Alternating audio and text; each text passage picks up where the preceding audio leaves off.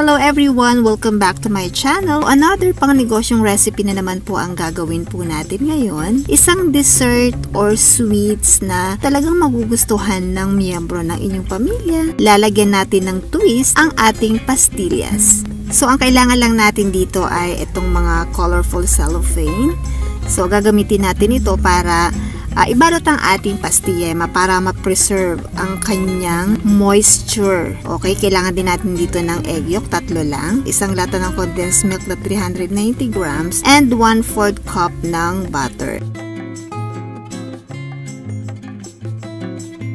So first step ay gagawa muna tayo ng yema. First step ay haluin natin ang condensed milk at ang 3 egg yolks.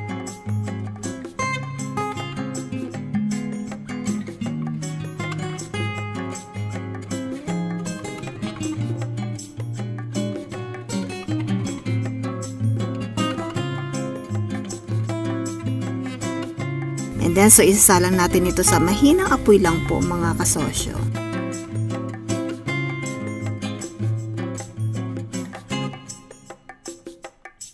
Okay, so maglalagay din tayo dito ng butter. Ang purpose po ng butter na ito ay para maging makintab ang ating yema.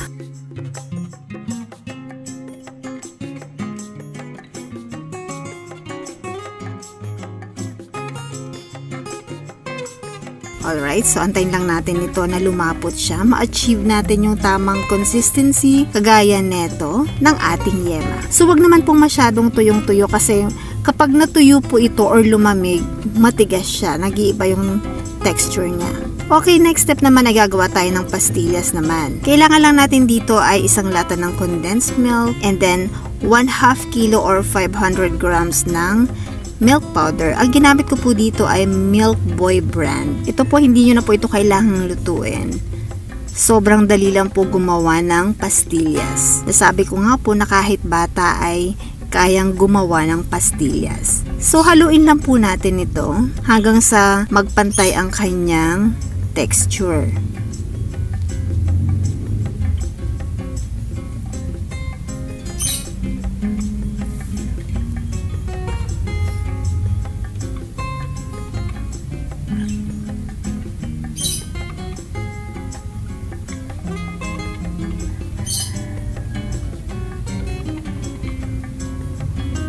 So, kailangan na natin itong kamayin para ma-feel natin yung texture ng ating pastillas.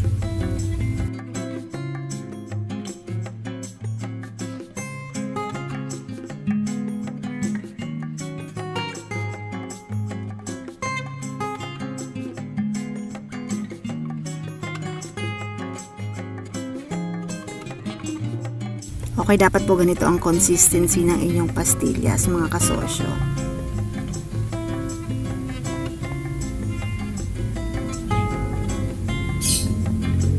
Okay, so next step naman ay i-roll ko po siya na kagaya neto. So, kailangan ko lang siyang patungan ng plastic para hindi po dumikit ang ating pastillas kasi medyo malagkit po ito eh. Okay, so ganito po ang gagawin natin. Bali, hinati ko lang naman yun sa dalawa. Ayan, so okay na. Ayan, so dalawa po yung nagawa ko. Ito na po yung ating yema na ginawa kanina. So, hatiin ko din po ito. At syempre, ganun din po ang gagawin ko sa ating yema. I-roll ko lang din po siya sa plastic para hindi po siya mahirap. Yan, kagaya po neto.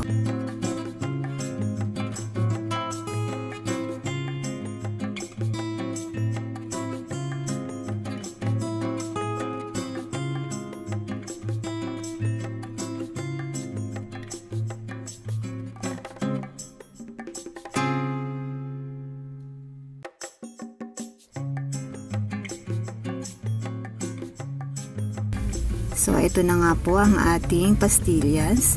So, ang gagawin lang po natin dito ay gagawin natin siyang palaman. Alright? So, i-roll natin ito.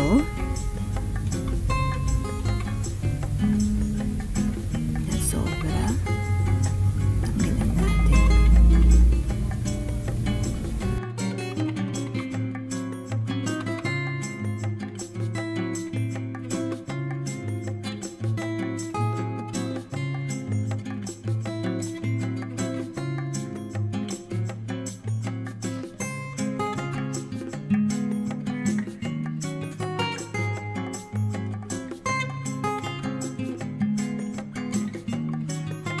Okay, so ito na po yung ating na-roll na pastiyema. Pastiyema na siya kasi pastillas saka yema.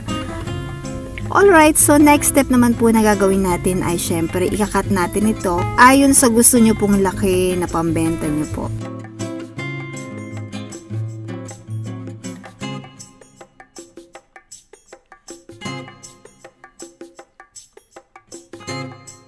So pantayin lang natin ito ng laki. Kailangan magpantay silang dalawa. Okay, so ayan po, pantay na po.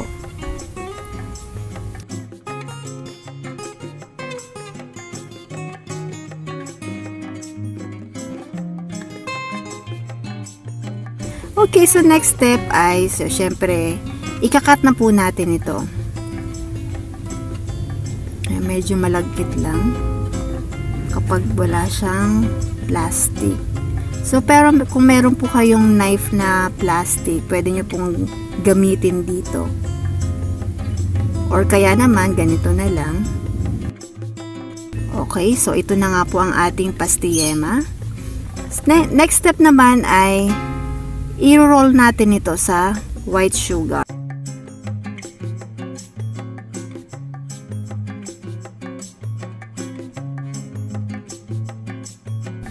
So, tingnan nyo naman. Sarap po ito, hindi po siya nakakaumay. Kahit makaisa lang po kayo neto, solve na po kayo. Talagang matagal po siyang kainin. Kasi syempre po, matagal malusaw yung yema. Okay? So, talaga namang sulit na sulit po. Kahit makaisa lang kayo neto.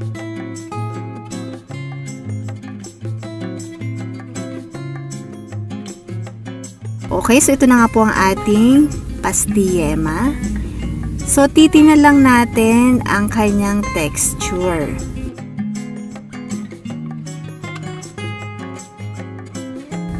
Okay, yan, napaka-elastic niya po.